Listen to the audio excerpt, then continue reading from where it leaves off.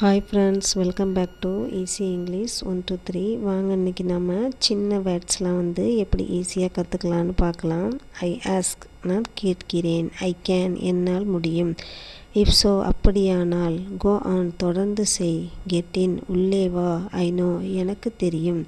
Listen, கவனி. ஐ had, நான் வெறுக்கிறேன். கெட் அப், எழுந்திரு. ஐ ப்ளே, நான் விளையாடுகிறேன். வி சே, நாம் கூறுகிறோம். ஐ செட், நான் கூறினேன். யூ கோ, நீ செல்கிறாய். ஐ வெண்ட், நான் சென்றேன். வி ஆஸ்க், நாம் கேட்கிறோம். ஐ வாக், நான் நடக்கிறேன். இஸ் இட், அப்படியா? மேபி, இருக்கலாம். இஸ் இட், இதா?